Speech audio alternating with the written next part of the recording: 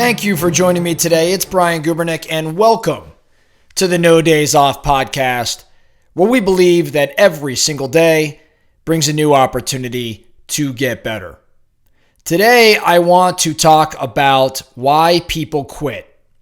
And I want to use knowledge, information that I've received from one of my mentors, one that I've discussed many a time on this podcast, Mac Newton. For those that don't know Mac, look him up.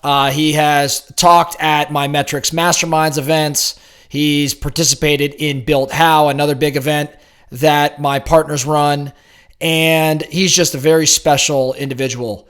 Ninth degree, black belt, amazing athlete, World Series ring, Super Bowl ring. I mean, the guy is a real life Forrest Gump. And I've learned an awful lot from Mac over the past 16 years. And I was reviewing some notes and came across some notes around that he shared around why people quit.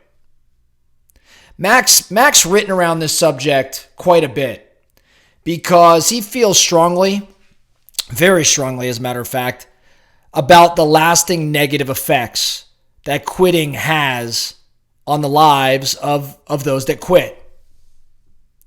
Mac will tell you it's very silly to quit early in the game, and it's even sillier to quit late in the game. When children learn to quit early on in their lives, it actually becomes a behavioral response to difficult situations later on in their lives. So becoming a habitual quitter is like setting fire to one's potential, as Max says. And the sad fact, and I hate saying this, but it's true, the sad fact is that most people are quitters. So what can we do to eliminate or at least minimize this tendency to quit? I mean, have you ever wondered why some individuals hang on against all odds until they turn defeat into victory, while others tap out, while others quit?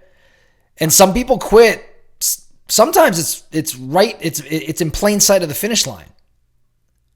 Is it courage? Is it intestinal fortitude? Just the guts to endure, to get off the canvas, to get off the ground, to stick to something until it's finished? Is it simply just in your genes? Mac will tell you, no, it's none of those things. It's not courage. It's not the guts to endure. It's not genetic. So then the question is, if it's none of those things, then what is the difference between the person who quits and the person who perseveres? Mac's answer to this, two things: optimism and goal setting. Again, people do not quit. Those that do not quit, those that persevere, they're optimistic, so they have the right mentality, and they're goal setting. They're goal setters. They have a vision for what they want to accomplish. Think back over your life, and you'll likely agree that whenever you let negative thoughts permeate your mind and you lost the ability to see good things in your future, you probably wanted to give up. Negative and backward thinking causes you to lose your desire to keep working on whatever it is that you wanted. And then you just want to shut it down. Maybe you didn't call it quitting, Mac would say. Maybe you didn't call it quitting, but that's really what it was. Because the circumstances seemed to justify your decision to give up, you didn't actually consider this quitting. But it's quitting. It is. Maybe it was just a small thing, but understand this.